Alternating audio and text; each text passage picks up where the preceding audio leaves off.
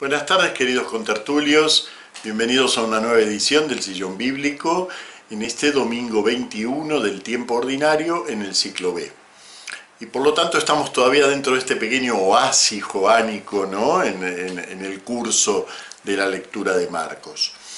Precisamente hoy terminamos esa secuencia del discurso del pan de vida con un texto que ya no es del discurso del pan de vida, sino que es, como podríamos decir así, su coletazo, aquello que provoca el discurso del pan de vida en los que estuvieron debatiendo, escuchando y también dialogando entre ellos, ya sea a través de discusiones o de murmuraciones, los que estuvieron alrededor de Jesús.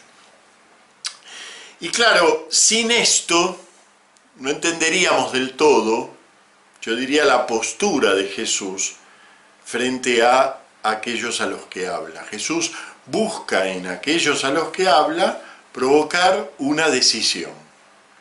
Eso también es parte de la estrategia de Dios en general.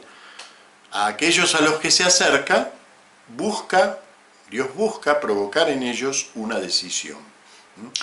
Eso es muy lindo como la liturgia combina este episodio del final del discurso del pan de vida con Josué 24, donde Josué les va a plantear a los israelitas que sí, está todo muy bien, acaban de terminar los 40 años en el desierto, pero falta algo, y es la decisión.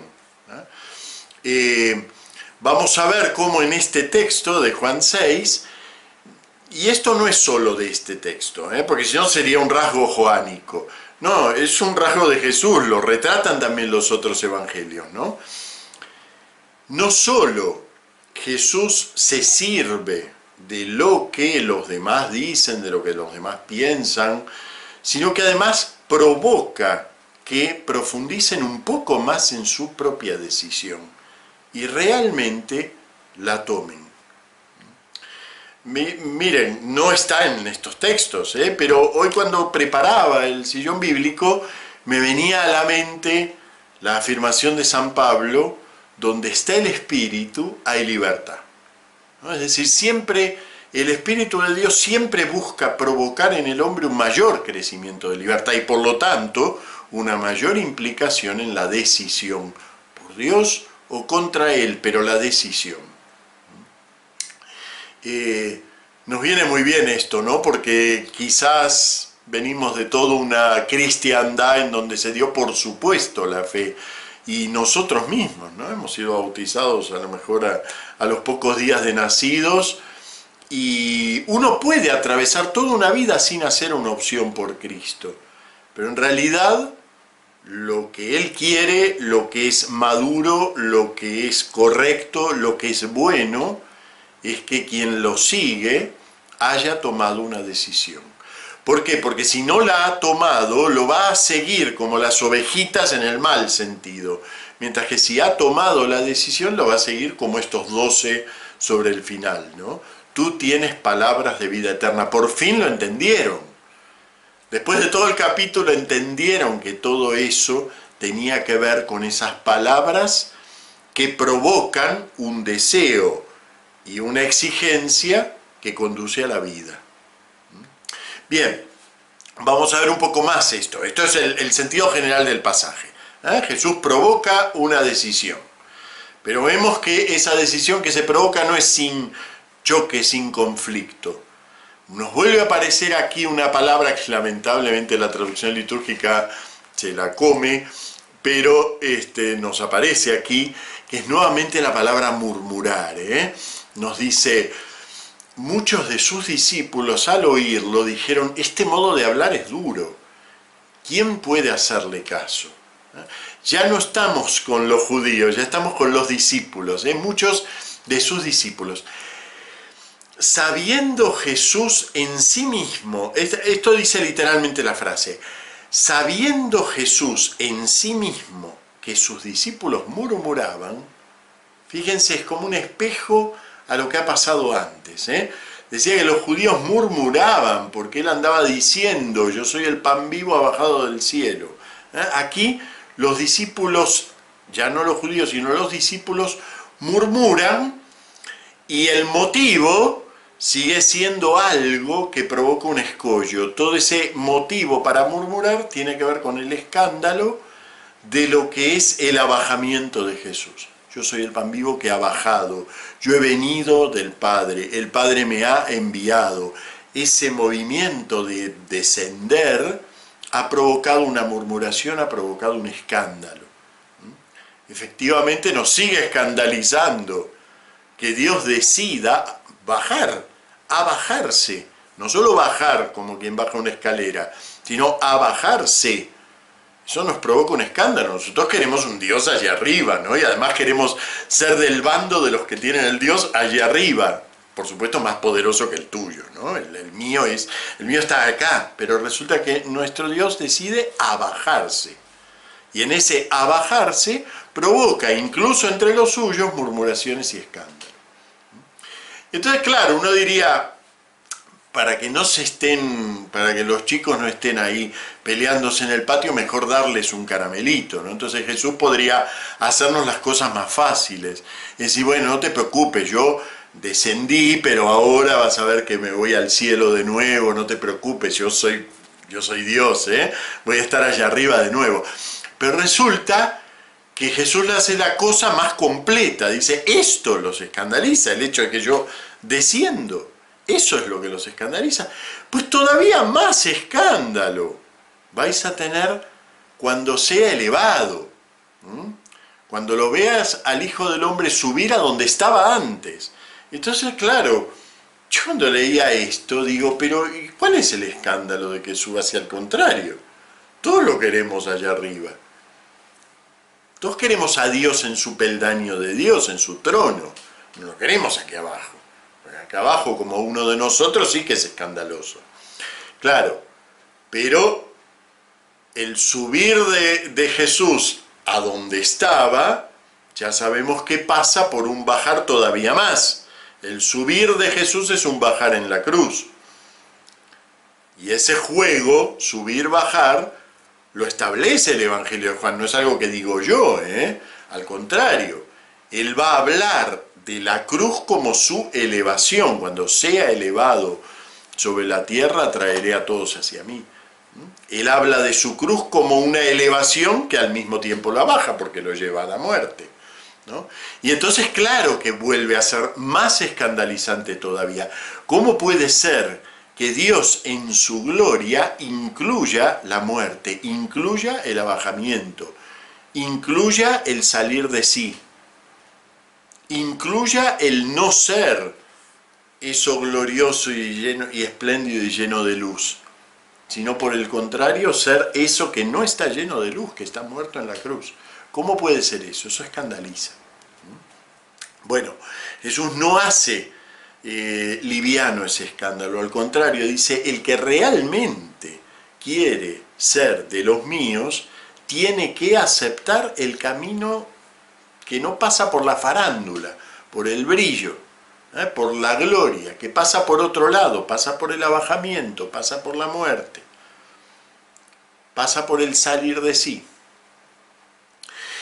Y aquí viene una frase, versículo 63, que lamentablemente es de esas frases que por un lado tomaron independencia, en el mundo, digamos, de la citación bíblica, se convirtió en una frase independiente, y por el otro lado en una frase que como independiente se transformó en una frase ideológica, ¿no?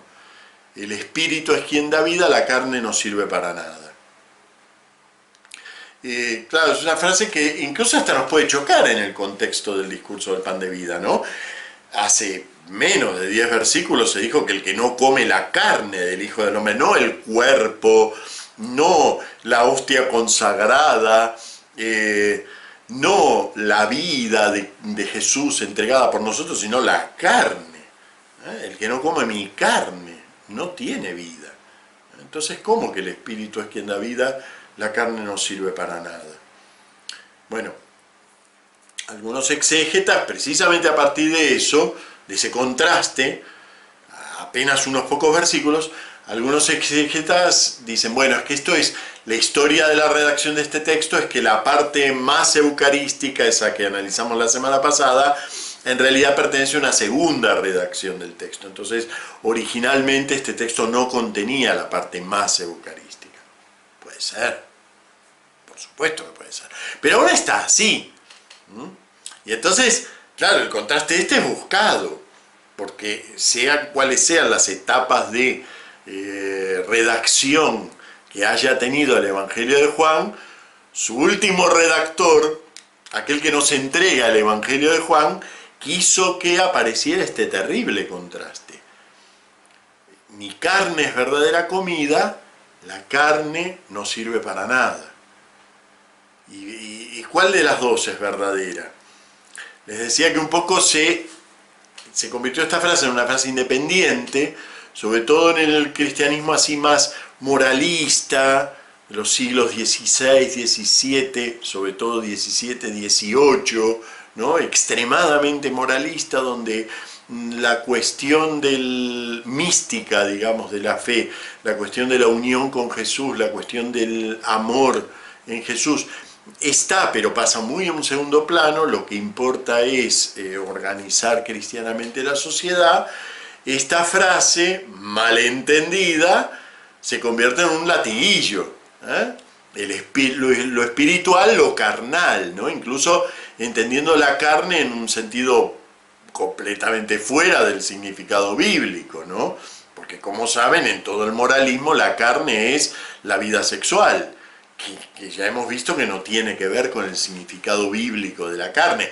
Es verdad que la sexualidad está incluida, puede estar, no está, puede estar incluida dentro de lo opaco del hombre. Pero ni necesariamente es así, ni todo lo opaco del hombre se cifra o se concentra en la sexualidad. Así que la carne igual, sexo, eso es para publicidades, para vender carne, pero no es para entender lo que está diciendo el Evangelio. Resumo algo que ya dije la semana pasada y creo la otra, quizás lo dije 1000 veces. El sentido de la palabra carne en el mundo bíblico es siempre lo cerrado, lo opaco, aquello que no logra romper la horizontalidad del hombre, que no logra abrirse a lo divino. Entonces, carne pueden ser unas relaciones sociales en donde solo impera el poder, eso es carne. Fíjense si van a Isaías, las denuncias proféticas, ¿no? Carne es eso, carne es siempre aquello en donde el rayo de la palabra divina no puede penetrar, porque el hombre está allí haciendo un escudo, algo opaco.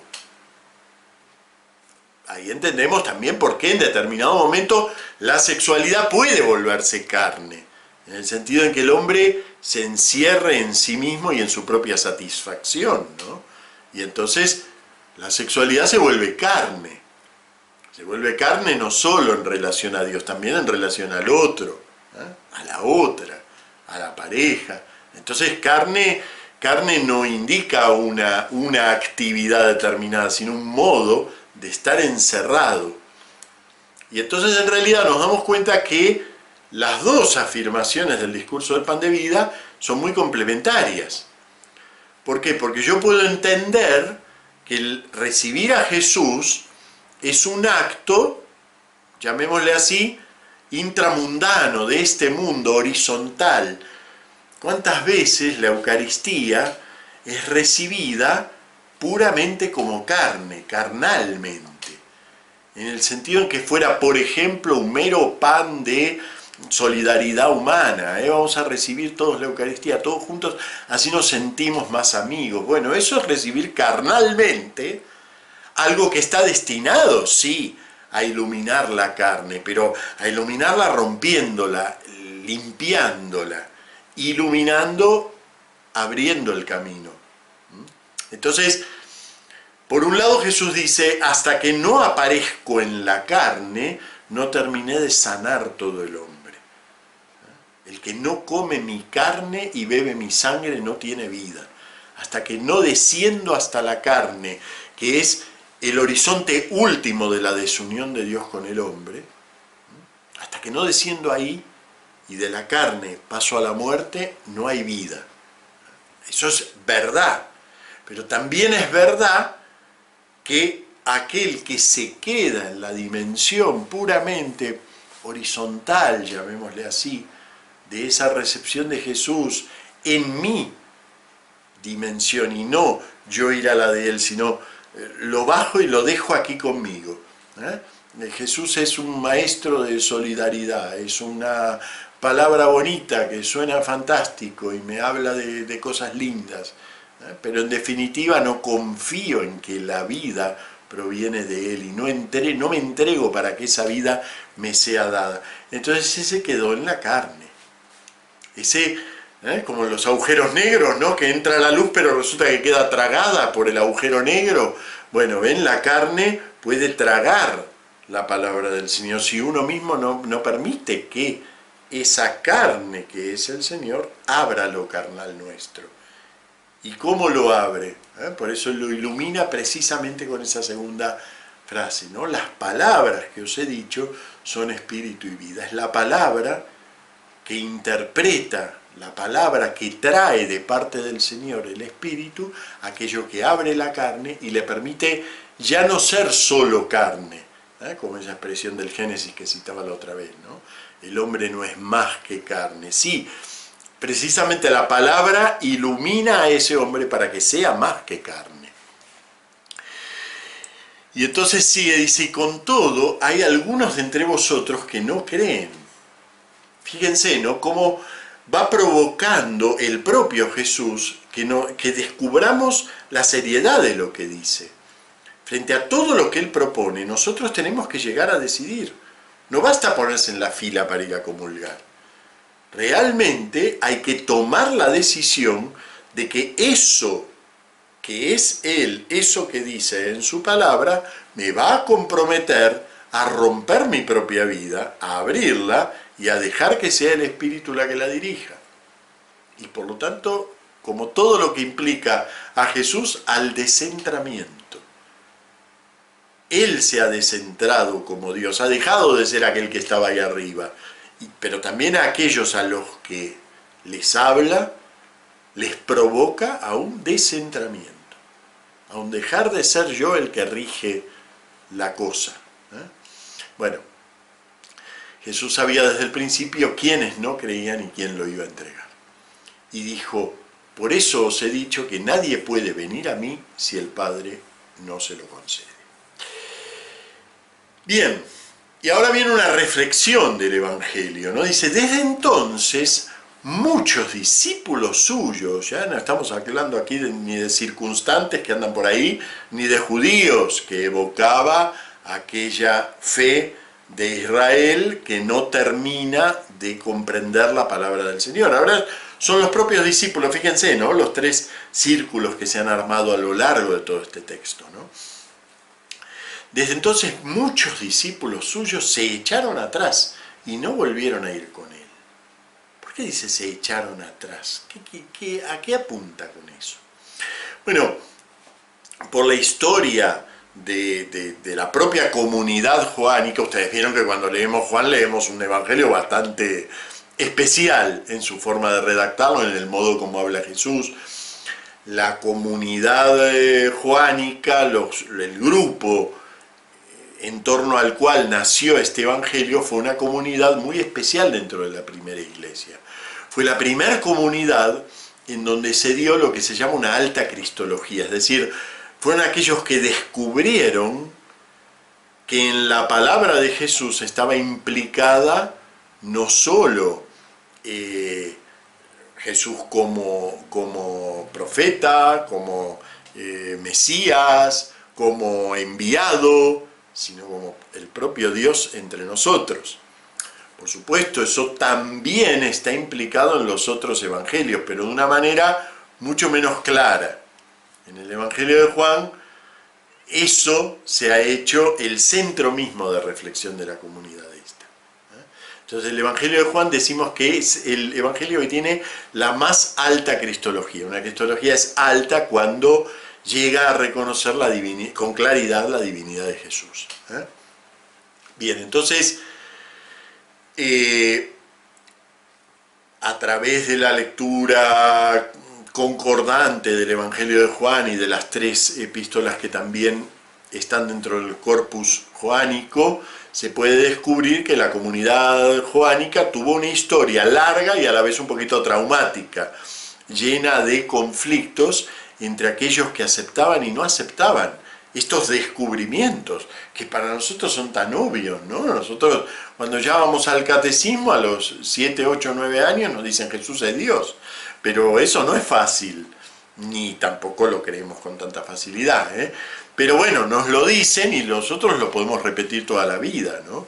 Pero resulta que es bastante complicado llegar a la confesión de que este Jesús que caminaba entre nosotros era el verdadero Dios creador del universo, ¿no? No es sencillo ni afirmar, ni desde luego comprenderlo, ni tampoco fue sencillo meter eso en la fe judía. No nos olvidemos que nuestra fe está dentro de la confesión judía.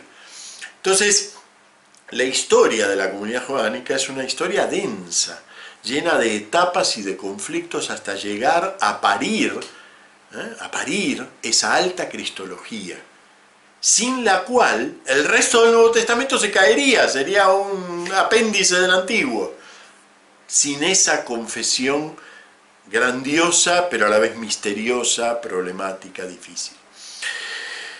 El Evangelio de Juan da testimonio, si lo leemos con mucha atención, da testimonio de esas rupturas interiores que han ocurrido a lo largo del tiempo, ¿no? Entonces, cuando nosotros leemos, por ejemplo, aquí, desde entonces muchos discípulos suyos se echaron atrás, no estamos leyendo solo un acontecimiento histórico de la época de Jesús, sino también una densa ruptura continua en la comunidad de la Iglesia.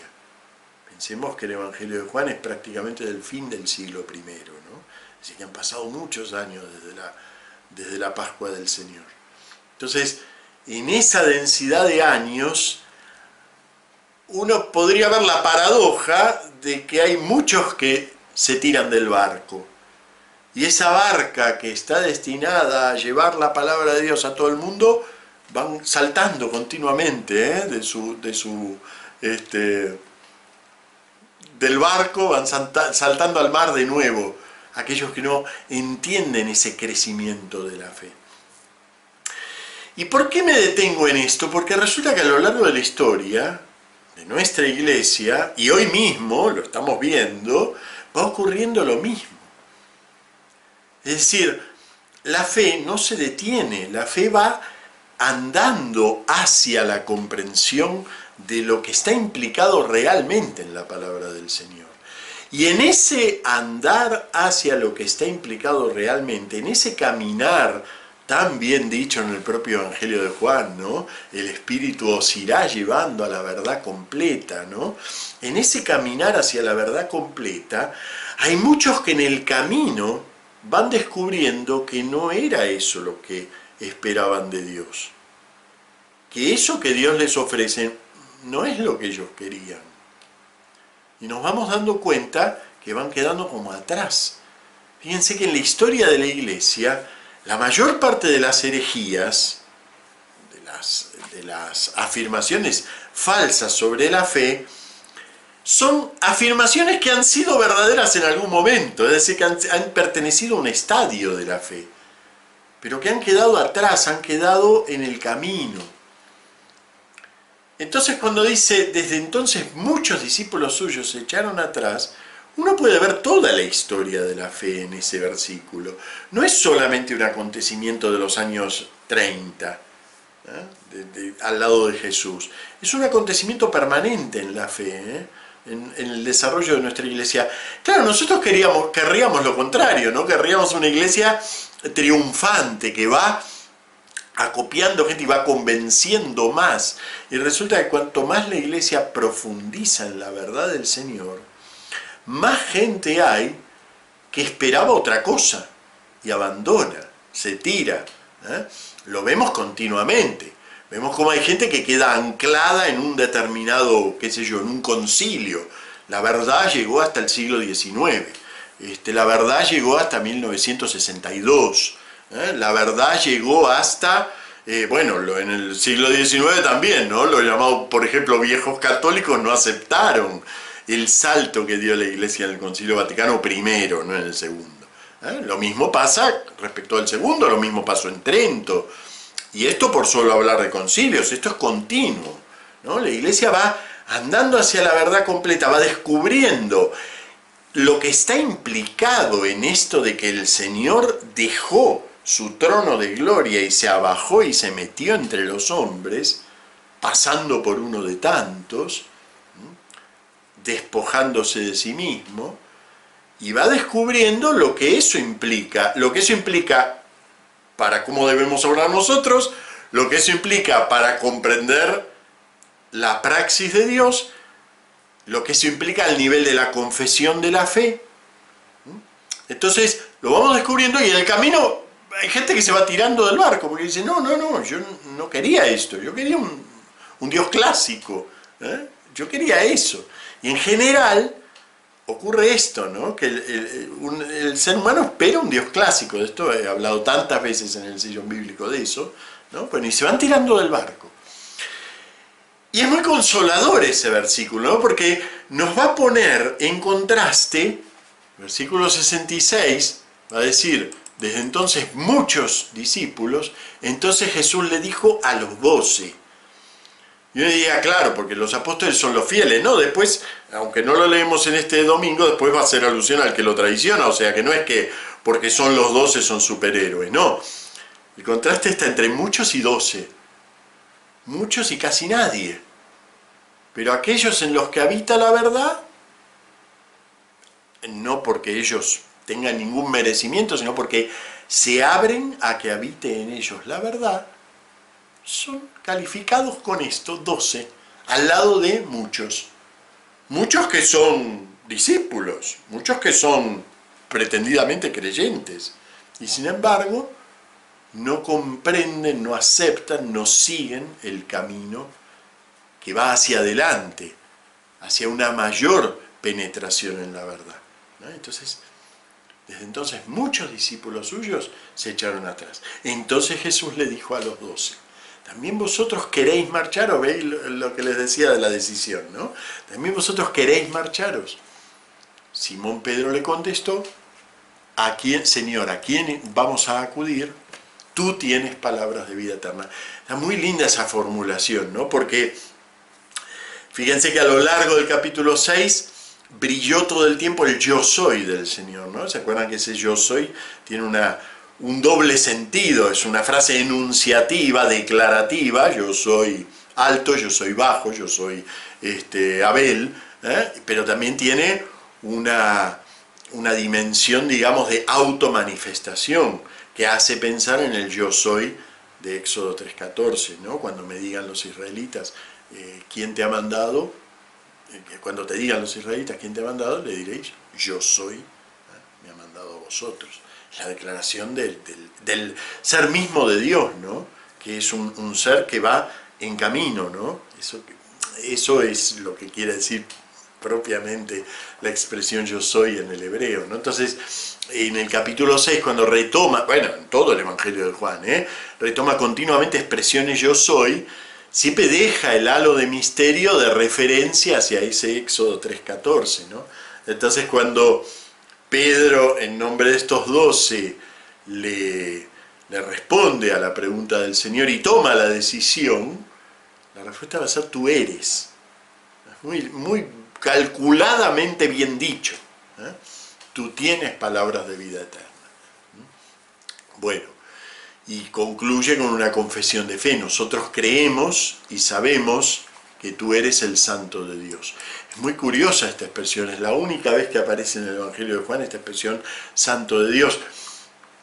Podríamos pensar en una formulación medio de baja cristología, ¿no? El Santo de Dios, porque a nosotros la palabra santo, como la hemos vapuleado un poco, ¿no? La persona muy buena decimos que es santo, o usamos la palabra santo para declarar a aquellos que han transparentado del todo al Señor, pero nosotros lo usamos en un sentido puramente moralista, ¿no?